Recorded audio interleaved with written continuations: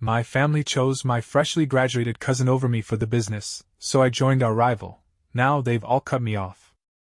The day the email from my uncle's company landed in my inbox, the decision was instant.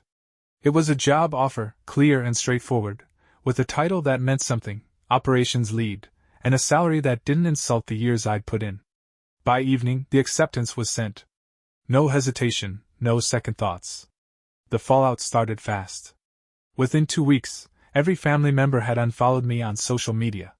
No messages, no calls, just gone. 3 months later, the invitations stopped coming. My cousin's wedding, my sister's baby shower, my mom's birthday dinner, nothing.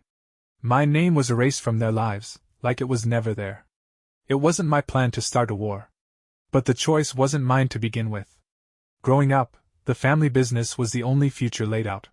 It was a roofing materials supplier, started by my grandfather decades ago.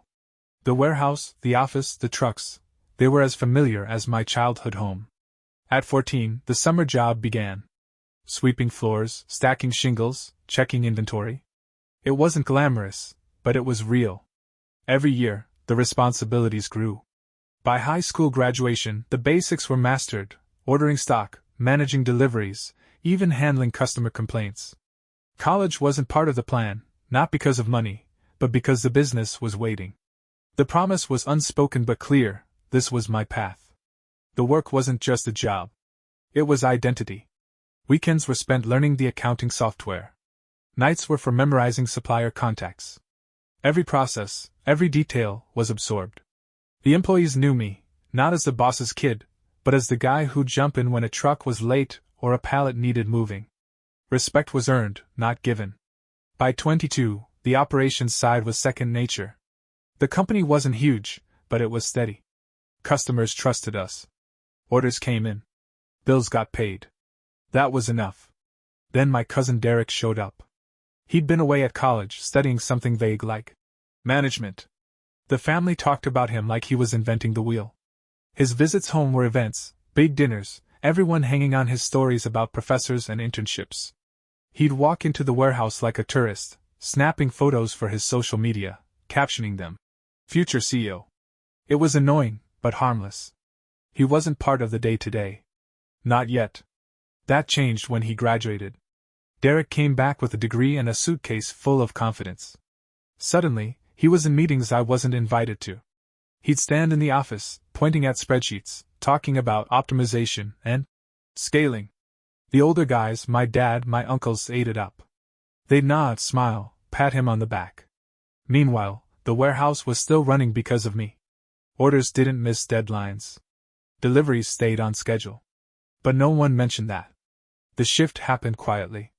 One Monday, a new org chart was emailed out. Derek's name was at the top, under a title, Director of Operations. My name was below his, listed as Warehouse Manager.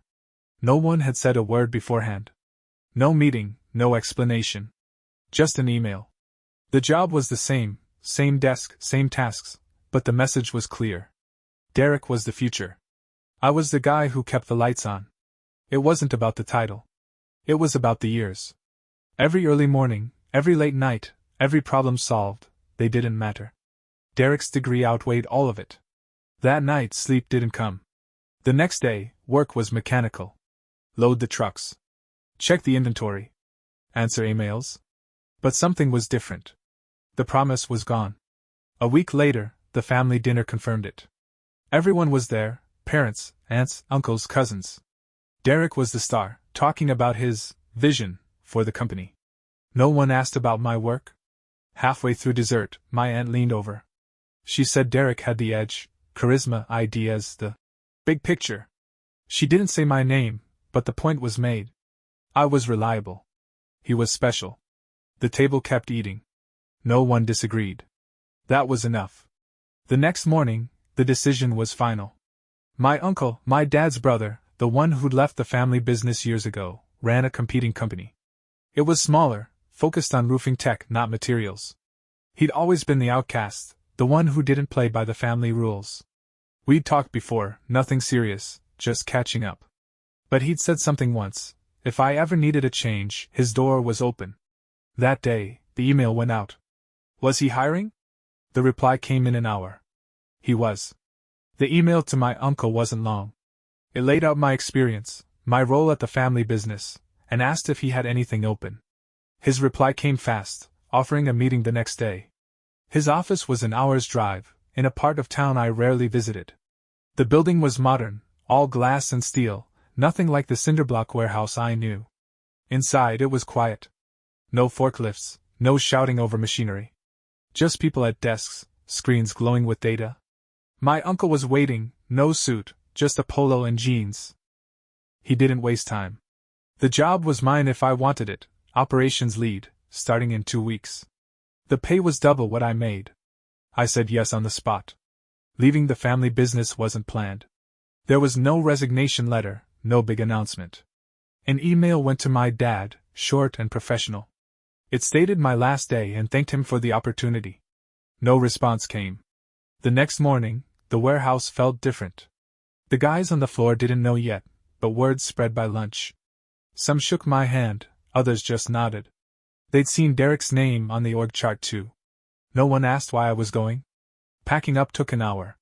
My desk had papers, pens, a mug I'd gotten from a supplier.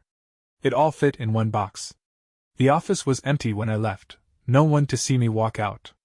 Driving home, the weight didn't hit yet. It felt like any other day. But that night my phone buzzed. My mom had texted. She wanted to know why I'd quit without talking to her.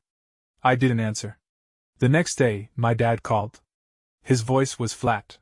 He said I'd betrayed the family. I hung up. My uncle's company was a different world. Day one started with a laptop and a stack of manuals. The focus was software, tracking shipments, optimizing routes, predicting demand. My job was to learn it, then run it. The team was small, 10 people, all younger than me. They didn't care about my last name or where I'd come from. They cared about results. Meetings were quick, no fluff. My uncle didn't hover. He'd check in once a day, ask what I needed, then leave me to it. The learning curve was steep. My family's business ran on paper logs and gut instinct. This was data, numbers, patterns. Every move was tracked, every decision measured. At first, it overwhelmed me. Spreadsheets didn't load trucks. Algorithms didn't calm angry customers. But the systems made sense after a week. By the second, I was suggesting changes. Small ones, tweaking delivery schedules, cutting wait times. They listened. The changes worked. Outside work, things unraveled. My brother stopped answering texts. My sister unfollowed me online. My mom called once more, asking me to come back. She said the family was hurt. I said I was hurt too. She didn't call again. Social media was a ghost town, no likes, no comments, no trace of me in their posts. My dad's profile picture changed to him and Derek at the warehouse. That stung more than the calls. Work became the anchor. The company was growing, and I was part of it. A client meeting came up in month 2, a big one, a chain of hardware stores. I prepped the pitch, ran the numbers, knew the answers before the questions came. We got the deal. My uncle didn't say much, just nodded and handed me another project. It was enough. For the first time, my work wasn't invisible. But the family business was still there, in the background. I'd hear things, suppliers talking, customers switching. Derek's ideas weren't landing. A new pricing plan had backfired.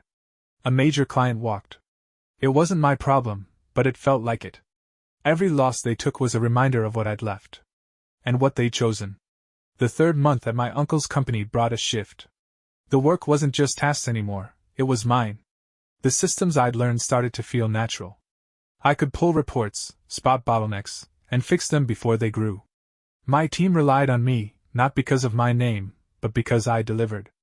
A project came up to streamline a client's supply chain. I led it, from the first call to the final sign-off. The client sent an email praising the work. My uncle forwarded it to the whole company. My name was on it. That hadn't happened before. The office was a bubble. Outside it, the silence from my family grew heavier. My cousin's wedding was announced, a big event planned for months.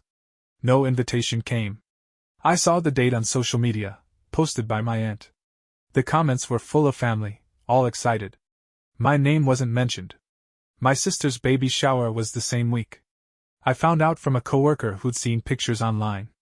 My mom's birthday dinner happened too. I wasn't told. The exclusion wasn't subtle anymore. Work kept me grounded. A new client approached us, a regional distributor looking to cut costs. I built the proposal, ran the numbers, and presented it solo. The deal closed in a week. My uncle started giving me bigger accounts.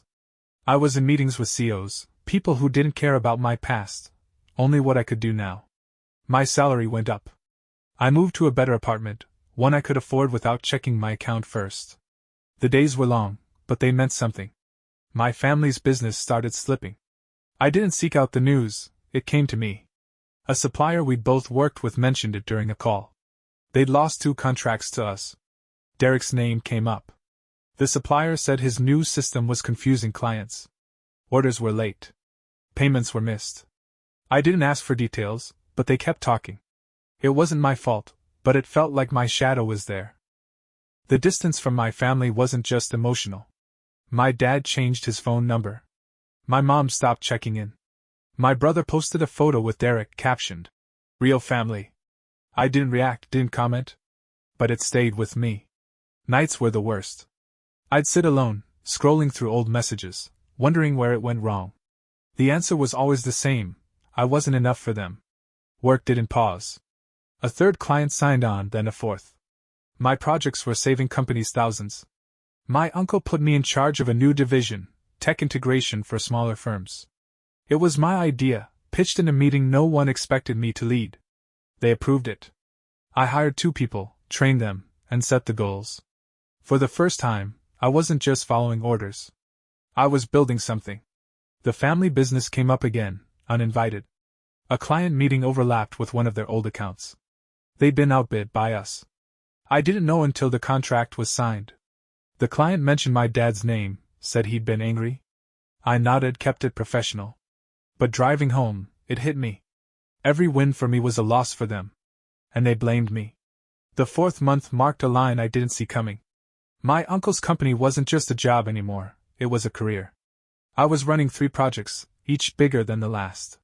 The tech integration division I pitched was live, with 5 clients signed on.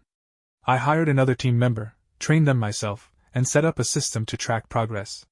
The numbers were good, revenue up, costs down. My uncle called me into his office. He said I was exceeding expectations. A bonus hit my account that week. It was more than I'd made in a year at the family business. The work was demanding, but it fit. I'd wake up early, check reports, and plan the day. Meetings were constant, clients, suppliers, my team. I was good at it. Not perfect, but better every week. Mistakes happened, a missed deadline, a wrong calculation, but I owned them. No one judged me for trying. My uncle would review the error, suggest a fix, and move on. It wasn't personal. That was new. My family's absence became routine. No calls, no texts, no sign they remembered me. I stopped checking their social media. It hurt less that way. But traces of them slipped through. A client mentioned my dad during a negotiation. He'd called them, trying to win back their business. They didn't bite. I didn't react, but the client kept talking. My dad had mentioned my name, said I'd gone rogue. I changed the subject. The family business was struggling. It wasn't gossip, it was fact. A trade journal published an article about the roofing industry. My uncle's company was praised for innovation. My family's wasn't mentioned. I heard more from suppliers.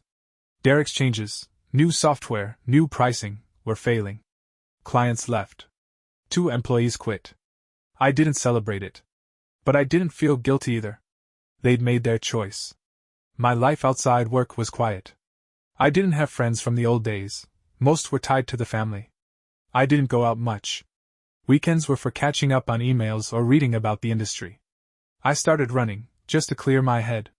It helped. The solitude wasn't lonely, not yet. But it was there, waiting. A big contract came up, a national retailer looking for tech solutions. It was the kind of deal that could change a company. I led the pitch, built the plan from scratch. My team worked late, refining every detail. We presented on a Tuesday. They signed by Friday.